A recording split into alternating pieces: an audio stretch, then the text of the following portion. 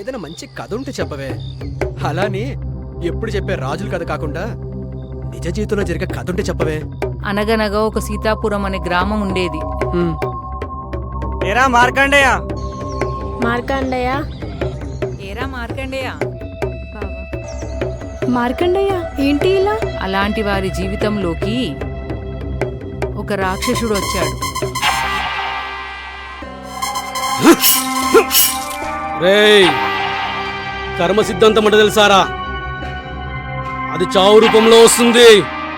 ఆ చావు రూపం చూసావా? దాని పేరేంటో తెలుసా? రావణా, రావణాసుణ్ణి. శివుణ్ణి చూడాలనుకుంటే గుడికి వెళ్ళి దర్శనం చేసుకో. అదే శివుని తాకాలనుకుంటే ఈ భూప్రపంచానికి కనుమరుగైపోతావు. గుర్తుంచుకో. నీకు దారులు వెళ్ళాలని ఆలోచన, దారి గురించి ఎందుకురా ఆలోచిస్తా? ఈ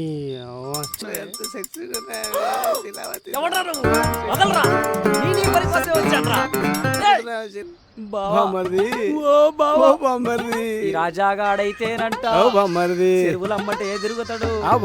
ఆ చేపలు పడతానంటూ ఈ చేపలనే పడతాడు. రెడీ అయిపోయినా నన్ను ఎవరు చూడరు. బామ్మర్ది మనను చూడరు బామ్మర్ది.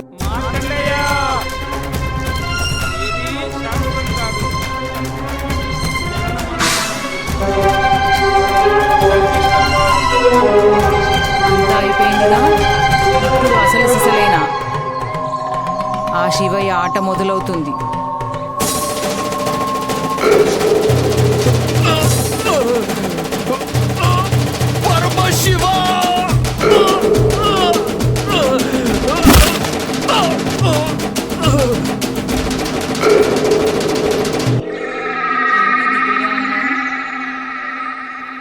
అమ్మ ప్రేమ నీలోనే చూసుకున్నాను, మా బావలోనే నాన్నని చూసుకున్నాను. నన్ను పెళ్లి చేసుకుంటావా మార్కండయ్య? అంటే ఇప్పుడు నేను మోసపోయినట్టే కదా, మోసపోయినట్టే కదా. ఛీ, ఇంకా జన్మలో నీ ముఖం నాకు చూపించకు. హంస, హంస,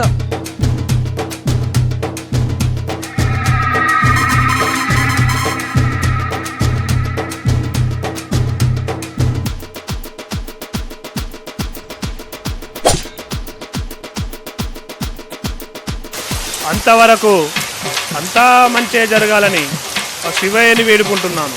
ఓం నమః శివాయ. రేయ్, లక్షల లక్షల కోసి మిమ్మల్ని పిలిపించింది మామూలు మనిషిని చంపడానికి కాదురా, మృత్యుంజయుణ్ణి.